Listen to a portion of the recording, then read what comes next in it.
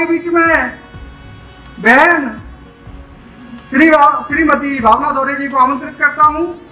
अध्यक्ष सावित्री फुले महिला अधिकार संरक्षण समिति ग्वालियर, वो आए और अपनी बात को कुछ ही समय में रखें।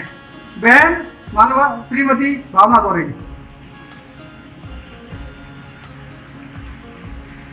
मैं अपने महापुरुषों को नमन करती हूँ और यहाँ उपस्थित सभी साथियों को मेरा नमो बुद्धाय जय भीम।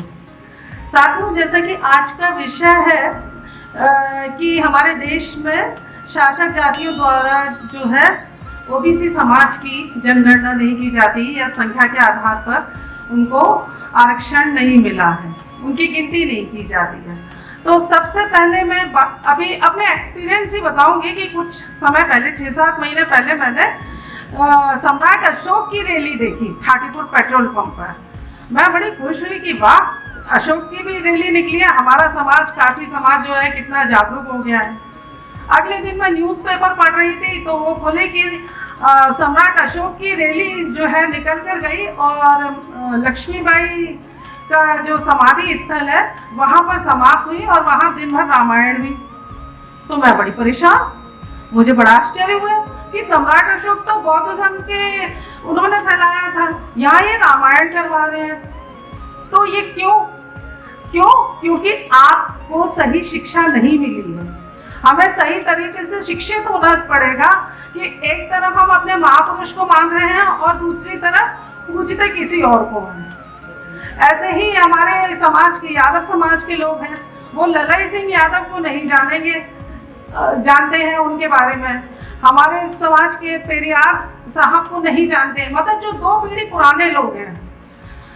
ज्योतिबा फुले को नहीं जानते हैं, माता सावित्री बाई फुले को नहीं जानते हैं, लेकिन ऐसे लोगों की पूजा करते हैं जो काल्पनिक हैं, जिनका कोई हमारे पास जो है सबूत नहीं है। काल्पनिक कथाओं पर हम विश्वास करते हैं कि हम जो है माँ दुर्गा को मान लें, लेकिन माता सावित्री बाई फुले को नहीं मानते।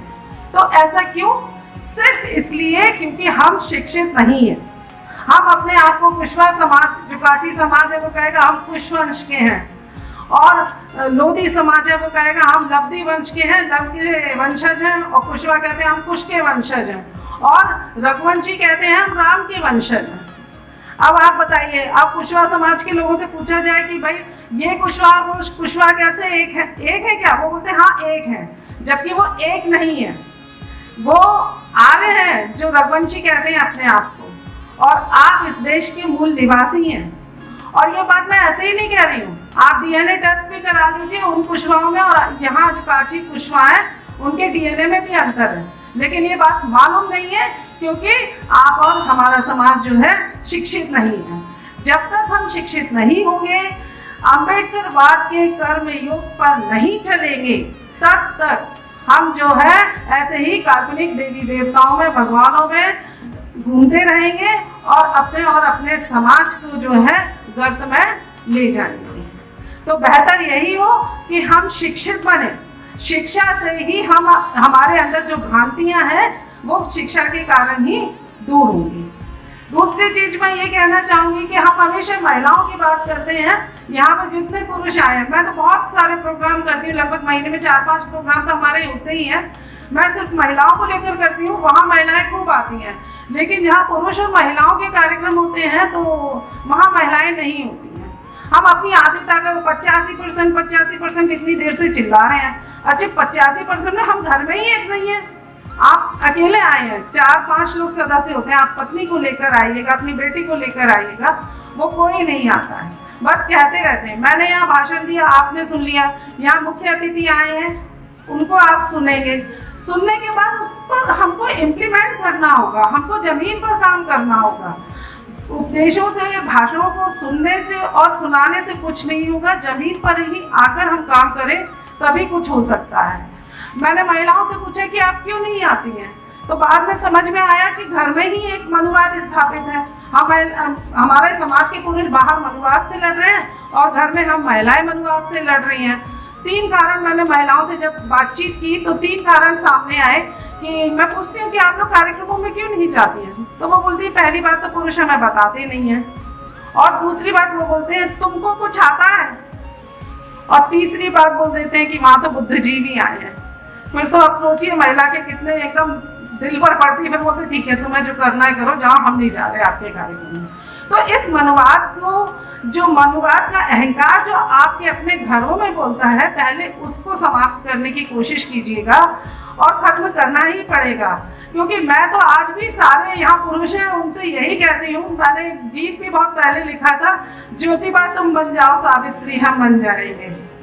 तो आपको ज्योतिबा बनना पड़ेगा कि जी ज्योतिबा ने जो है सावित्री बाई फुले का साथ दिया था। तो यही मेन है, मेरा मुख्य उद्देश्य यही है कि आप शिक्षित रहिए, समाज को एक कीजिए, और बिना शिक्षा के उद्धार नहीं होने वाला है। क्योंकि पेड़ जो है जब तक उसको खाद जड़ नहीं मिलेगी, और खाद पानी वही है यदि आप और हम शिक्षित हैं। अन्यथा हमारे मतलब हम ऐसे प्रोग्राम या कुछ भी इस तरह का करते रहेंगे, हमें बच्चियों से, महिलाओं से, बच्चों से और हमारे समाज के पुरुषों को सबको साथ मिलकर काम करना पड़ेगा, जमीन पर आना पड़ेगा, और हम ये काम करें तो वो ज़्यादा बेहतर रहेगा। शिक्षा ही मतलब सर्वोपरि है, पहले शिक्षा पर काम करें, उसके बाद ही सारे काम हो सकते हैं। और ये दोगलेपन से बचे कि भाई आप यहाँ ये कर रहे हैं, जैसे मैंने अशोक की बात की थी कि रैली अशोक की निकालना है और वहाँ पर रामायण करें, दो नाव पर सवार होकर चलेगा हमारा ओबीसी समाज या हमारा SC ST का समाज, दो नाव पे समाज चलेगा तो उसका बेड़ा गति होगा, वो कहीं नहीं चल सकता, वो डूबता ही है। इसलिए दो नाव पर सवार नहीं चले, क्योंकि हमारे किसी महापुरुष ने ये नहीं कहा है कि अपने बाप को मत मानो, दूसरे के बाप की पूजा करो, और वही हम लोग कर रहे हैं। तो पहले अपने समाज के महापुरुषों को मानो, और उन्होंने क्या बात कही है उनकी विचारधारा पर चलने की जरूरत है।